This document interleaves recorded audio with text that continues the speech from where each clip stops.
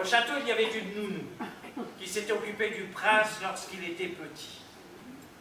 Elle entendit tout ce qui se ramait au château et comment le futur roi allait choisir sa future reine. Bien vite, elle se dépêcha de rentrer chez elle. Elle n'habitait point au château, elle habitait à quelques lieues avec sa fille dans une ferme. Sa fille était paysanne. Une fois arrivée à la ferme, elle raconta à sa fille tout ce qui se ramait au château, comment le futur roi allait choisir sa future reine. La petite paysanne dit à sa mère, « Mais mère, c'est la chance de ma vie, mère, vous savez à quel point j'aime le prince, nous avons le même âge, nous avons pratiqué été élevés ensemble, vous savez à quel point je l'aime, alors moi aussi je vais aller me présenter au château, et peut-être que je deviendrai sa dulcinée, sa bien-aimée. Oh, ma fille, ne rêve point trop. Certes, tu n'es point trop vilaine, mais tu n'es pas la plus belle non plus. Il y en a des bien plus belles que toi. Je sais, mère, qu'il y a des dames qui sont bien plus belles que moi, surtout à la cour. Mais mère, vous savez à quel point je l'aime. Donc j'irai le présenter. Et peu importe si je ne suis pas choisi. Mais en allant au château, je reverrai le prince. Il me regardera peut-être, il s'approchera de moi. Et peut-être même qu'il me touchera. J'en serai heureuse en mon cœur. Rien que tellement je l'aime, rien que ça me fera un grand plaisir. Alors mère, j'irai. Peu importe si je ne suis pas choisi. Et c'est ce qu'elle fit, la jeune paysanne. Elle alla devant le roi et le prince. Quand elle arrivait au château, elle avait vêtu sa plus belle robe. Hein. Elle était fine couturière, elle avait une très belle robe. Lorsqu'elle arriva au château, toutes les autres dames étaient déjà là, avec des robes somptueuses, des robes qui brillaient de mille feux, car il y avait des diamants incrustés dans le tissu. Et je ne vous parle pas des coiffures, si bien que la petite paysanne, quand elle arriva, sa robe dénigra.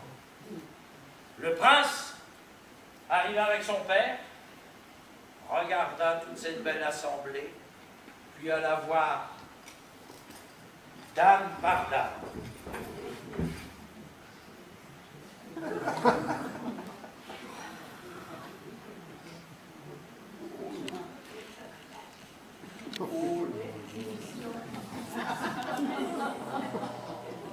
On a de tout, hein. Il y en a même qui sont venus avec leur mari.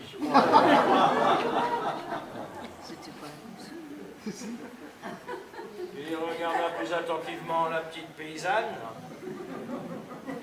Puis il dit, « Mesdames, le choix est vraiment très difficile.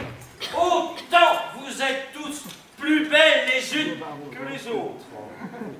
Alors pour vous départager, à toutes, je vais vous faire passer une épreuve. » Là qui commence à pratiquer. Le prince prit des bourses. Et elle a donné une bourse à chaque dame.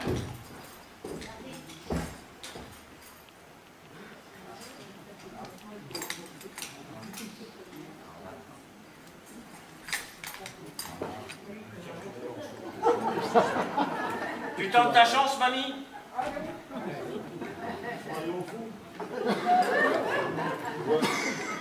Voilà. Puis elle a donné, bien sûr, une bourse à la petite paysanne. Attends, on est obligé, parce qu'autrement... Voilà.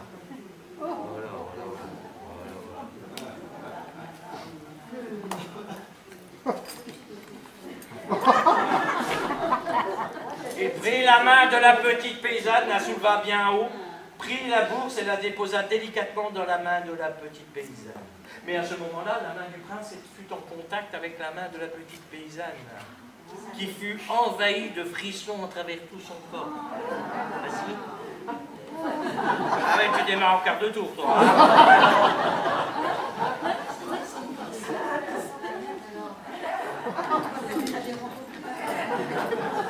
Puis il dit, mesdames, à toutes je vous ai distribué des bourses. Dans ces bourses, il y a des graines.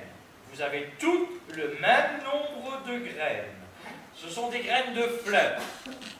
Maintenant, vous allez rentrer chez vous, prendre un pot, semer ces graines à l'intérieur, les faire pousser, et dans 6 mois, vous reviendrez au château, et la dame qui aura les plus belles fleurs, c'est elle que j'épouserai.